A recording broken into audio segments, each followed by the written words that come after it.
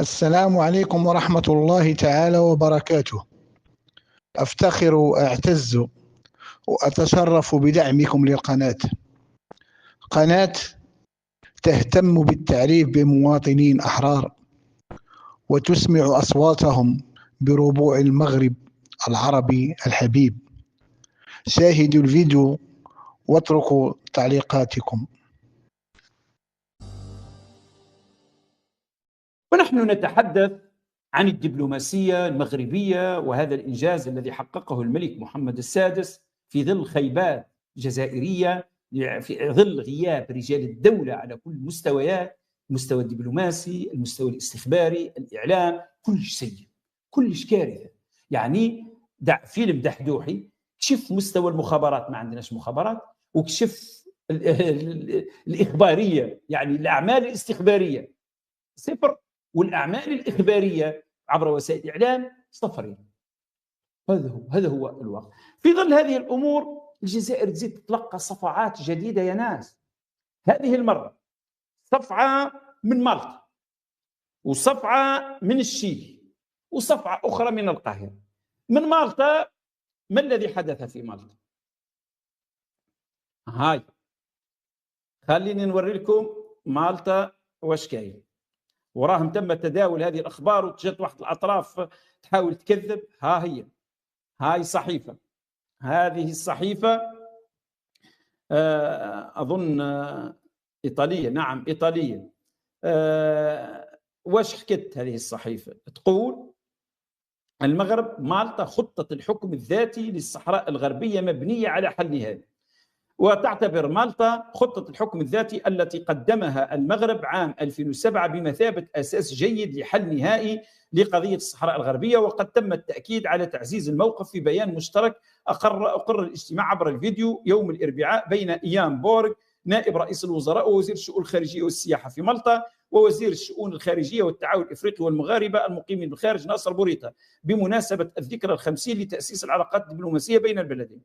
وفي نفس البيان المشترك حسب ما أوردته وكالة ماب المغربية، فإن مالطا العضو في مجلس الأمن التابع للأمم المتحدة تعتبر مخطط الحكم الذاتي الذي قدمه المغرب سنة 2007 بمثابة مساهمة جدية وذات مصداقية في العملية السياسية التي تقودها الأمم المتحدة.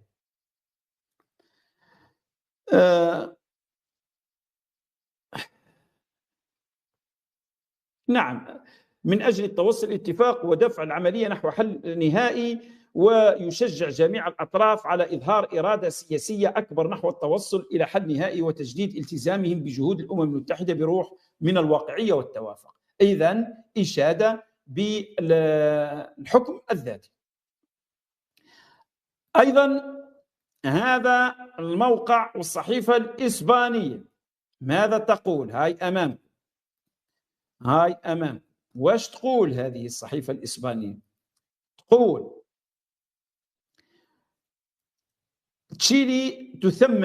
تقول تشيلي أنها تثمن المبادرة المغربية للحكم الذاتي في الصحراء الغربية.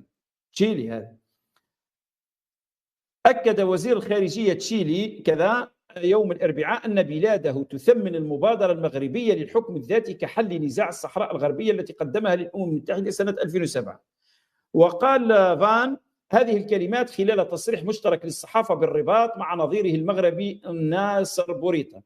وشدد الوزير تشيلي أيضا على أن بلاده، اسمعوا مليح، تثمن، نعم أن بلاده تثمن بشدة كل المسار الذي أشار إليه القرار 2756 الصادر عن مجلس الأمن الدولي الذي تمت الموافقة عليه في أكتوبر من هذا العام، وأنها تصر على ضرورة التوصل إلى حل واقعي وممكن ودائم مقبول بشكل متبادل بين الطرفين لحل هذا النزاع. وأضاف وزير الخارجية تشيلي أن تشيلي تقدر الجهود التي بذلها المغرب للمضي قدما على هذا المسار المتميز بالالتزام بالقانون الدولي والحل السلمي للنزاع. إذن تشيلي ومالطا هذوما راهم يتحدثوا على مغربية الصحراء. يعني وش معناها دعم الحكم الذاتي؟ هو اعتراف مبدئي بمغربية الصحراء. لو أن هذه الدول لا تعترف بمغربية الصحراء ما تدعمش الحكم الذاتي. ما تدعمش الحكم الذاتي أصلا، يرونها نزاع مفتعل، ودعم الحكم الذاتي كحل إنهاء هذا النزاع. يا إخواني الكرام، يعني خليني أشوف لكم واحد الأمر آخر.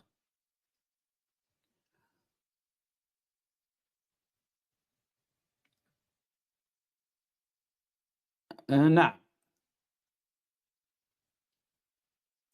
يعني والله نظام بائس إلى أبعد الحدود. يعني خليني نشوف لكم واحد الأمر فقط آخر جديد.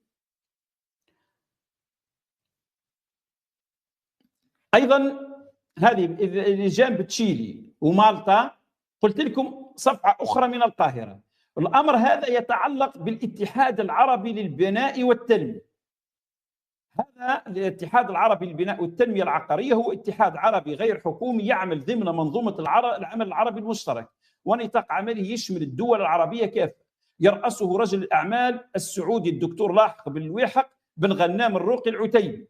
والاتحاد هيكل تنظيمي متكامل يتضمن الجمعية العامة والمجلس التنفيذي ومجلس الإدارة والأمانة العامة وعدد من اللجان المتخصصة. هذا هو. خلينا نظهر لكم معلومات على هذا الموقع. ها هو الاتحاد العربي للبناء، يترأسه رجل أعمال كبير وملياردير، ويتواجد مقره في القاهرة. هذا دار بيان قال فيه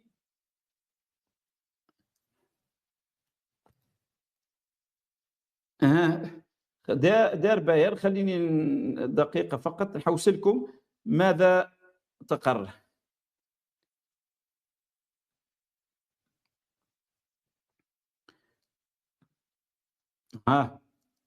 بيان صحفي.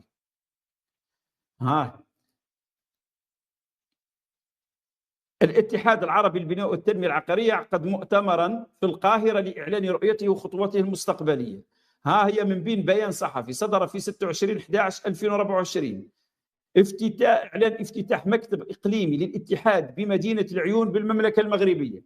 يأتي هذا القرار في إطار تعزيز حضور الاتحاد العربي للبناء والتنمية العقارية في منطقة شمال وغرب إفريقيا ومنطقة الصحراء المغربية، وإسهامه في دعم المشاريع التنموية والاستثمارية.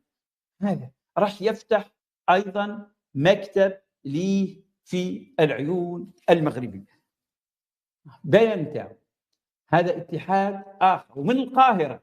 ما قالولوش القاهرة لا ما تديرناش الحساسية مع الأمور.